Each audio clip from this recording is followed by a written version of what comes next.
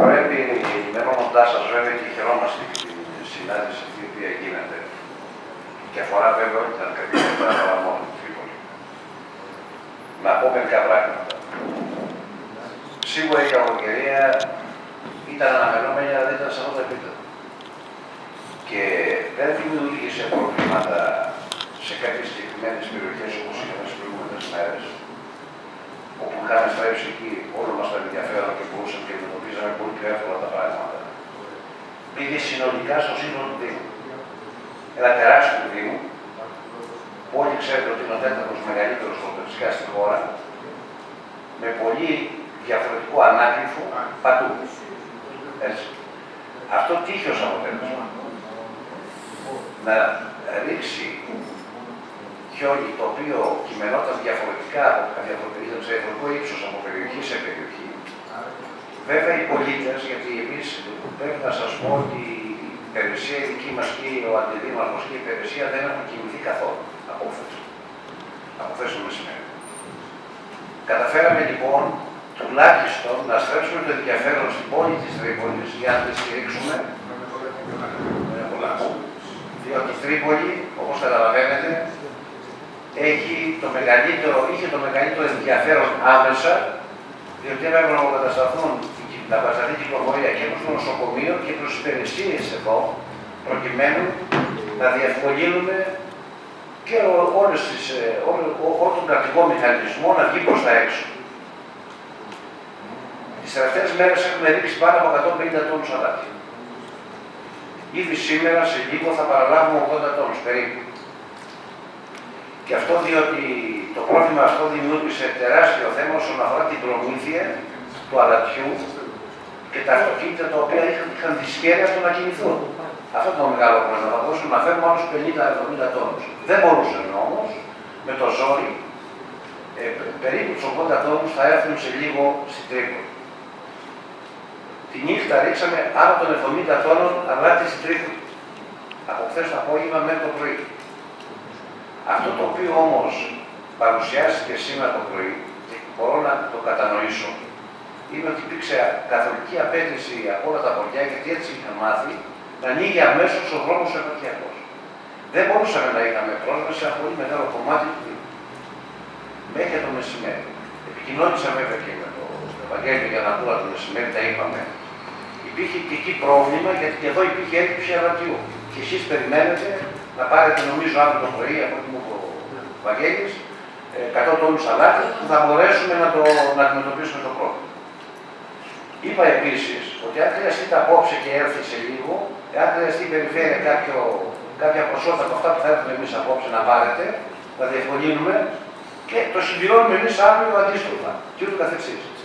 Σε κάθε περίπτωση όμως, πρέπει, όπως δείχνουν τα πράγματα, επειδή ακριβώς ο καιρός θα έχει ξαστεριά ένα μεγάλο διάστημα τις επόμενες ώρες,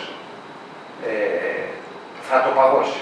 Ήδη είναι εμφανές το πρόβλημα και θα μας δημιουργεί και τεράστιο πρόβλημα, ειδικά στις σχολικές μονάδες. Πρέπει να ξέρετε ότι στο Δήμο της Τρίπολης, στην πρωτοβάθμια εκπαίδευση μόνο, υπάρχουν περίπου 3.800 παιδιά. Κοντά στα 4.000 παιδιά. Και το πρόβλημα δεν είναι αυτό το ότι υπάρχουν 4.000 παιδιά περίπου. Είναι ότι πολλά από αυτά τα παιδιά έρχονται από τα χωριά τα όμορα.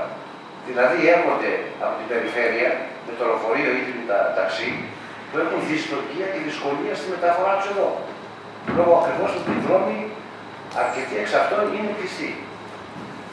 Αυτό λοιπόν θα μας αναγκάσει, λέω και σήμερα, επειδή δεν κατορθώσαμε να καθαρίσουμε και τα προάβλια των σχολείων, γιατί ενέχει σοβαρό κίνδυνο για τα παιδιά, να παραμείνουν κλειστά τα σχολικά συγκροτήματα και αύριο, υποχρεωτικά. Και αυτό διότι δεν θέλουμε σε καμία περίπτωση να κινδυνεύσει κανένα παιδί.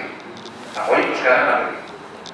Εάν ο καιρός μεταβληθεί, όπως λένε τα πράγματα από αύριο το μεσημέρι, με βροχές κτλ., καταλαβαίνουμε πολύ καλά ότι από μεθαύριο πρώτα θα τελειώσουν οι σχολικές μονάδες. Παρεπτόντως να πω ότι έχουν παγώσει σε πάρα πολλά σχολεία όλο το σύστημα του καλοριθέρ, των νερών δηλαδή, του νερού, Με αποτέλεσμα και νερό να μην υπάρχει για την συνήθη λειτουργία των σχολικών μονάδων, αλλά δεν υπάρχει και την κυκλοφορία της θέρμανσης, να μπορεί να κυκλώνει το νερό. Έτσι λοιπόν αυτά τα προβλήματα μας αναγκάζουν, παρότι είναι ελαφρώς καλύτερες συνθήκες σήμερα το βράδυ από χθες το βράδυ, αύριο να παραμείνουν τα σχολικά συγκροτήματα κλειστά, γιατί δεν μπορούμε να κάνουμε διαφορετικά. Αυτό το οποίο θα επιθυμούσαμε είναι σύμφωνα και με τη συνεργασία η οποία μέχρι τώρα έχει πάει καλά και τα πολιτεία τις προηγούμενες φορές και με τις περιουσίες σας, να μπορέσουμε να στηρίξουμε τουλάχιστον τους κεντρικούς δρόμους για να μπορούμε εμείς να μπαίνουμε μέσα στα χωριά, γιατί είχαμε αρκετές περιπτώσεις σήμερα με ασθενείς που έπρεπε να πάνε είτε για μοκάθαρση είτε εδώ στην Τρίπολη είτε στον Άφτιο και κάποια άλλα προβλήματα υγείας που παρουσιάστηκαν. Επίσης, αυτό που θέλω να τονίσω είναι ότι οι τοπικοί εκπρόσωποι των κοινοτήτων, προφανώς επειδή είχαν μάθει αλλιώς μέχρι σήμερα το βράδυ να ρίχνει και το πρωί να είναι ανοιχτοί δρόμοι, απαιτούσαν σχεδόν το ίδιο και τώρα. Πρέπει να τους πούμε λοιπόν ότι δεν μπορεί να γίνει αυτό το πράγμα όταν είναι εκτεταμένη χιονόπτωση στο σύνολο του Δήμου. Είναι τεράστιο το αντικείμενο, δεν μπορεί να καλυφθεί, δεν υπάρχουν και τα άλλα μηχανήματα. Έξω από τα μηχανήματα που εμείς ως Δήμος διαθέτουμε και τις υπεργολαβίες που έχουμε αρκετά μηχανήματα που έχουμε μισθώσει προς αυτή την κατεύθυνση, σήμερα αναγκαστήκαμε μετά το μεσημέρι με τώρα το βράδυ, δουλεύουμε σε κάποιους δρόμους χωρίς αλάτι, γιατί δεν υπάρχει αλάτι. Και βέβαια να δούμε τι μπορούμε μέχρι αργά το βράδυ να καλύψουμε προκειμένου να μην μας παγώσει τη νύχτα το χιόνι ή αυτό που έχει μείνει κάτω. Εδώ θα χρειαστεί η συνδρομή δική σας από απόψε, εφόσον μας έρθει και εμάς το αλάτι και μπορέσουμε να ξυπηρετηθούμε αμφότεροι, να μπορέσουμε να ανοίξουμε τις διόδους προς τα χωριά, ώστε να αντιμετωπίσουμε από αύριο και μετά πολύ λιγότερα προβλήματα, γιατί αν μείνουν ως έχουν, πολύ φοβάμαι ότι μετά από 2 μέρες θα έχουμε προσβάσει από τα χωριά. Έτσι. Εν πάση περιπτώσει όμως, το θέμα είναι ότι είναι πρωτοβανές αυτό το οποίο τα τελευταία χρόνια τουλάχιστον αντιμετωπίζουμε στο σύνολο του Δήμου, το παραλαμβάνω και σε κάποια περιοχή. Θεωρώ ότι μέσα στην πόλη πήγαμε πάρα πολύ καλά. Δουλέψαμε πάρα πολλά μηχανήματα, μικρά, μεγάλα, όλη το βράδυ, όλη τη νύχτα και τις πρωινές με τις μεριανές ώρες. Εντάξει, καταλαβαίνετε ότι η πόλη όμως δεν μπορεί να καθαριστεί μέσα σε μία μέρα στο σύνολο της. Δεν ξέρω αν κάτι σωτήριο έχεις τελειώσει. Δηλαδή κάποια πράγματα πρέπει να μπαίνουν στη θέση τους. Και αυτά είναι ότι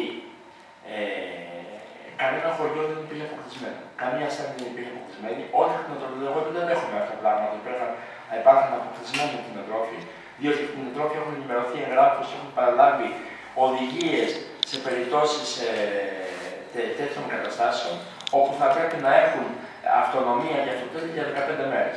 Άρα δεν μπορεί να χτυπάνε το τηλέφωνο από τις πρώτες 5 ώρες όταν υπάρχει ένα φαινόμενο τέτοιο. Πρώτον.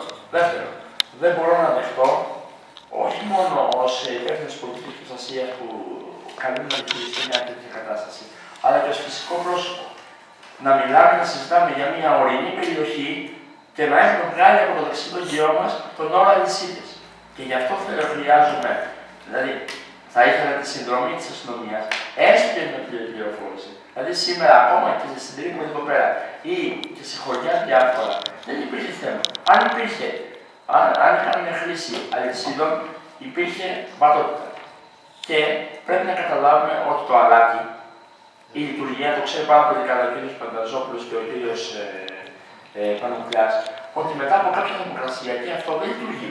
Άρα, ναι, δεν είναι και αυτό. Ότι ξέρετε, δηλαδή και σήμερα το βράδυ, και σας το λέω, σήμερα το βράδυ, εφόσον περιμένουμε παγετό, αν το -7, ό,τι άλλα θα ρίξουμε απόψε θα είναι στράφητα. Διότι περιμένουν και ξημερώματα, περιμένουν άλλη χιονότητες. Γι' αυτό λοιπόν θα πρέπει να είμαστε αμφιβολοί. Αλλά και μέσα από αυτό το όργανο, ζητώ λίγο την κατανόηση του κόσμου και τη συνεργασία. Πρέπει να βάλουμε στην ορολογία μας και τη λέξη αλυσίδας. Ευχαριστώ πολύ. Ο Δήμος που είμαι και υπεύθυνος. Αυτή τη στιγμή πολλά από τα χωριά μας αντιμετωπίζουν τεράστια προβλήματα. Ήδη οι κεντρικοί άξονες αυτή τη στιγμή δεν έχουν ανοιχτεί. Λοιπόν, συγκεκριμένα Ο δρόμος που πάει επάνω προς Λίμνη και Πορτούσα, ο κεντρικός άξονας αυτός είναι κλειστός. Ο κεντρικός άξονας, ο οποίος πάει προς την Εστάνη, είναι κλειστός. Το πρωί στην περιοδία την οποία έκανα κατά τις δημοτικές ενότητες, μία δημοτική ενότητα λειτουργούσε μόνο και μόνο επειδή είχε υπαλλήλους μέσα από το Δήμο και ήταν δημοτική ενότητα Λεβιδίου. Όλες οι άλλες δημοτικές ενότητες δεν είχαν καμία πρόσβαση μέχρι τις 10 η ώρα το πρωί. Αυτή τη στιγμή και άλλα ορεινά χωριά στο Δήμο Κορυφαίου, όπως πράγματι το Παρτένι, τα Γεωργίτικα, το Λεωχώρι, αντιμετωπίζουν τεράστια προβλήματα. Και ήδη δεν συμφωνώ με τη γνώμη του φίλου του Πρωτοδημάρχου του κ. Παπαδημητρίου, υπάρχουν πράγματι στάμπλοι οι οποίοι είναι αποκλεισμένοι και πρέπει να δούμε τι θα στραφούμε να κάνουμε προς τα εκεί. Λοιπόν, έχω να πω κάτι ακόμη. Αυτή τη στιγμή το τεράστιο πρόβλημα που υπάρχει μέσα στα χωριά μας είναι το θέμα του παγετού. Ήδη πολλά χωριά έχουν γίνει παγοδρόμια και πρέπει να δούμε να στραφούμε προς τα εκεί τι μπορούμε να κάνουμε. Είναι γεγονός ότι με τις χαμηλές θερμοκρασίες το αλάτι δεν μπορεί να δουλέψει. Ήδη από το μεσημέρι, από ό,τι γνωρίζω και η Περιφέρεια και ο Δήμος, δεν έχουμε σε αυτά τα χωριά να στείλουμε αλάτι. Πώς δεν έχουμε αλάτι?